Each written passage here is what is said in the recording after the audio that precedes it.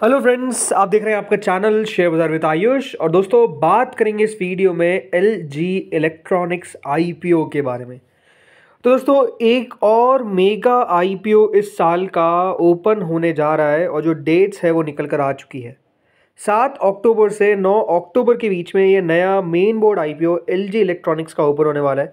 तो इस वीडियो में बात करेंगे कंपनी के डिटेल्स के बारे में जो कंपनी के द्वारा जारी की गई है, राइट। इसमें हम कंपनी के प्राइस बैंड को समझेंगे, कंपनी के वैल्यूएशंस को समझेंगे, कंपनी के फंडामेंटल्स को समझेंगे, राइट। किस तरीके के फिनेंशियल्स है, हम ये भी देखेंगे कि कौन सी कंपनी किस वैल्यूएशन पे ट्रेड कर रही है। लेकिन इस वीडियो में हम पूरा डिटेल एनालिसिस नहीं करने वाले, बट मेजरली आपको सारी इन्फॉर्मेशन बताऊंगा एलजी इलेक्ट्रॉनिक्स के रिलेटेड।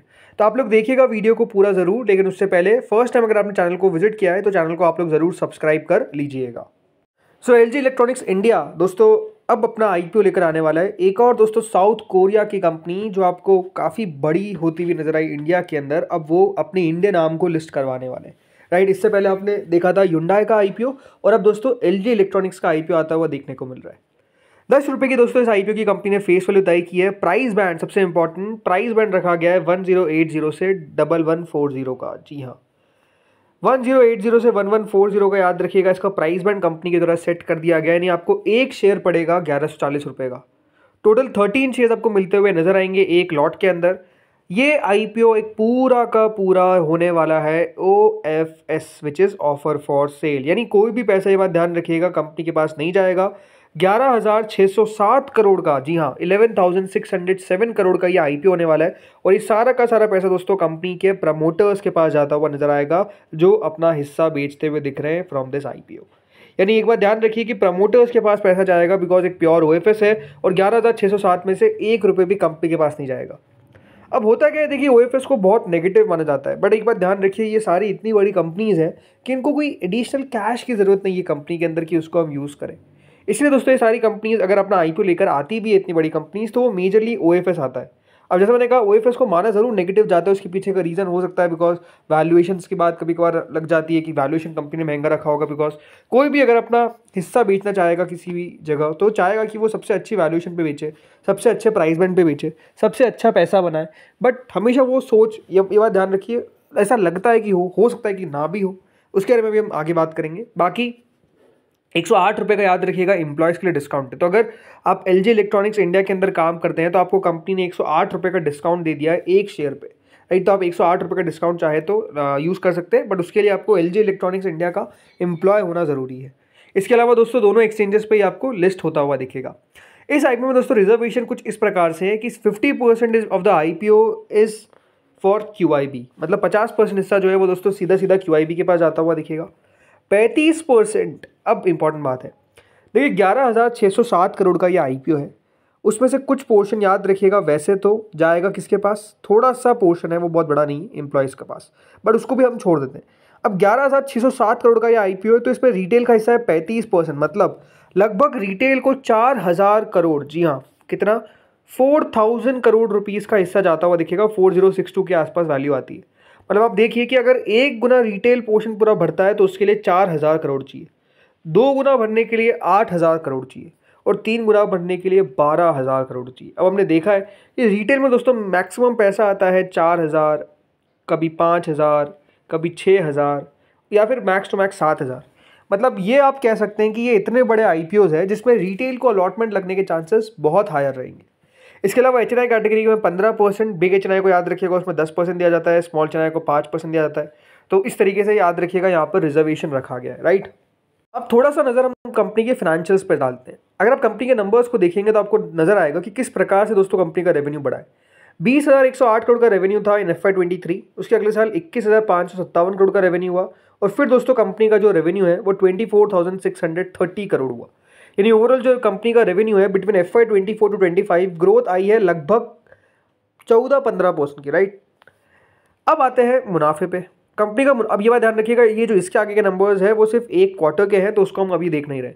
सो अब आते हैं प्रॉफिट पे। प्रॉफिट अगर आप देखेंगे 1,300 करोड़ का, देन 1,500 करोड़ का, देन 2,000 करोड़ का। यानी कंपनी का मुनाफा भी लगातार बढ़ता हुआ दिखा है। बल्कि FY24 से 25 के बीच में जो कंपनी का प्रॉफिट है वो बढ़ा है लगभग बाय 46%। इतनी बड़ी ग्रोथ देखने को मिली है। और अभी दोस्तों जब कंपनी ने अपने फर्स्ट क्वार्टर के नंबर्स रिपोर्ट किए तो 6,337 करोड़ का प्रॉफिट आया, रेवेन्यू आया with a profit of close to 513 crore. तो यहाँ पर भी अगर आप देखेंगे तो एक क्वार्टर में कंपनी का 500 करोड़ का लगभग मुनाफा ऑलरेडी आ चुका है। इसके अलावा जैसा मैंने कहा, पैसा ज़रूरत क्यों नहीं होती है, बिकॉज ये बात ध्यान रखें कि सारी कंपनीज होती है कर्ज मुक्त, यानी इनकी जो बोरोइंग है वो है दोस्तों जीरो, कंपनी के ऊपर कोई भी कर्जा नहीं है। इसके अलावा कंपनी के पास रिजर्व ही अगर आप देखेंगे तो वो लगभग 5,805 करोड़ के। तो आप समझिए कि कंपनीज क्यों नहीं लेके आती है फ्रेश इशू, बिकॉज इनके पास पैसा भरपूर है, अगर इनको R&D पे भी खर्च करना है तो वो है उनके पास, इसलिए कंपनीज दोस्तों फ्रेश इशू लेकर नहीं आती है। तो ये बात आपने देखी। अब आते हैं दोस्तों कंपनी के वैल्यूएशंस पे, राइट। तो कंपनी अपना IPO लेकर आ रही है at a price to earning of 35, या एक बात ध्यान रखिए, और पोस्ट IPO उसका प्राइस अर्निंग हो जाएगा लगभग 37.69। कोई वैसे तो कोई बड़ा डिफरेंस नहीं आएगा, 35 ही मान के चलिए, बिकॉज एक OFS है। सो अब सवाल उठता है कि अगर कंपनी 35 के प्राइस अर्निंग पे अपना IPO लेकर आ रही है तो क्या ये महंगा है या फिर सस्ता है। अभी देखिए, जैसे मैंने कहा, हम इस वीडियो में कंपनी का डिटेल एनालिसिस नहीं कर रहे, उसमें आपको मैं अलग से बताऊंगा ताकि कंपनी के पॉजिटिव्स क्या है, नेगेटिव्स क्या है। लेकिन 35 की प्राइस अर्निंग पे कंपनी का वैल्यूएशन महंगा नहीं लगता है। अब ऐसा क्यों? अब जो कंपनी ने लिस्टेड पीयर्स बताएं लाइक हेवल्स, वो ट्रेड करता है 64 की पी पे, वोल्टास ट्रेड करता है price to earning of 52.68, Whirlpool 43.53, तो ब्लू स्टार 65। यानी इंटरेस्टिंग बात क्या है कि दोस्तों कंपनी का वैल्यूएशन अगर आप देखेंगे जो भी लिस्टेड पीयर है उससे बिलो ही है, राइट। कंपनी ऐसा नहीं कि अपने वैल्यूएशन को जो है वो बहुत एक्सपेंसिव लेकर आ गई। काफ़ी लोगों को लगता है कि 1,000 के ऊपर का शेयर तो क्या ही पैसा बनेगा, ऐसा नहीं होता है, राइट। 1,000 के ऊपर का शेयर है वो तो ठीक है, लेकिन वैल्यूएशन क्या है वो देखिए। 35 के प्राइस रैंक पे कंपनी अपना IPO लेकर आ रही है, और बाकी कंपनीज को अगर आप देखेंगे तो they are trading much above, लगभग 50 की पी के ऊपर ही ट्रेड कर रही है, सिवाय अगर आप वर्लपूल को छोड़ दें। और ये बात ध्यान रखिए, LG इलेक्ट्रॉनिक्स जो है वो इन सबसे बड़ी कंपनी है। इन सब कंपनीज को अगर आप देख लेंगे तो सबसे बड़ी कंपनी आपको LG इलेक्ट्रॉनिक्स देखने को मिलेगी। LG इलेक्ट्रॉनिक्स की जो मार्केट कैप होगी वो बात ध्यान रखिए 77,380 करोड़ की होगी। और मैं इसमें सिर्फ हेवल्स को देखता हूँ ना, तो हेवल्स ये बात ध्यान रखें 93,226 करोड़ की मार्केट कैप की कंपनी है। और जो इनका ओवरऑल रेवेन्यू देखने को मिला था FY25 में वो 21,000 करोड़ का था। मार्जिन लगभग 10% के थे। LG के भी दोस्तों लगभग मार्जिन 8-9% के आसपास ही हमको नजर आते हैं। और जो मुनाफा था वो लगभग 1470 करोड़ था। अब जैसे मैंने कहा, अगर आप कंपेयर करते हैं इसको किससे, ओनली विथ LG, तो ये बात ध्यान रखिए LG इलेक्ट्रॉनिक्स का जो रेवेन्यू है वो लगभग 24,000 करोड़ है, मुनाफा लगभग 2,000 करोड़ है। वही हेवल्स का जो रेवेन्यू है वो है 21,000 करोड़, और प्रॉफिट कितना जैसे मैंने बताया 1470 करोड़। और ये बात ध्यान रखिए, हेवल्स एक बड़ा कंपाउंडर रहा है, 10 साल में 20% के CAGR से कंपनी ने पैसा बनाया। तो ये अपने आप में देखिए एक बहुत इंटरेस्टिंग बात है कि वैल्यूएशंस मुझे बिल्कुल भी नहीं लगा कि कंपनी ने बहुत एक्सट्रीम रख दी, बल्कि होता क्या है OFS में वैल्यूएशंस को हाई रखा जाता है, लेकिन ऐसा यहाँ पर नहीं किया गया, which is a very good thing. लेकिन नो डाउट बाजार के सेंटिमेंट्स अगर आप देखेंगे तो अभी थोड़े से लो है, सो वो एक फैक्टर ज़रूर हो सकता है। बट आई थिंक ये एक इंटरेस्टिंग IPO होगा to watch out for.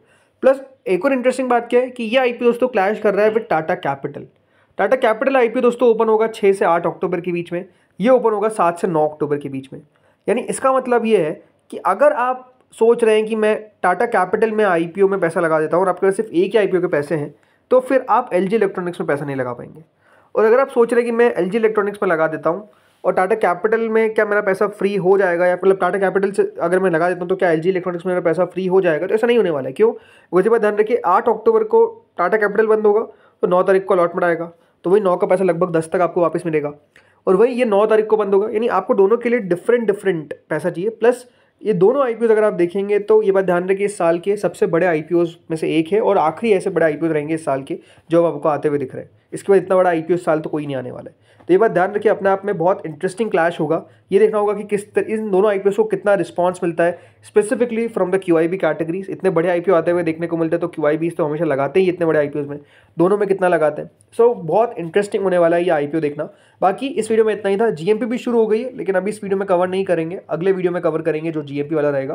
But अपने आप में देखिए काफ़ी एक्शन बनने वाला है। तो दोस्तों इस वीडियो में इतना ही था। होपफुली आपको वीडियो बढ़िया लगा होगा। आप लोग बताइए कमेंट सेक्शन में आपको क्या लगता है कि LG इलेक्ट्रॉनिक्स पैसा बना पाएगा या फिर इतना बड़ा IPO है तो मुश्किल है। आप लोग बताइए कमेंट सेक्शन में।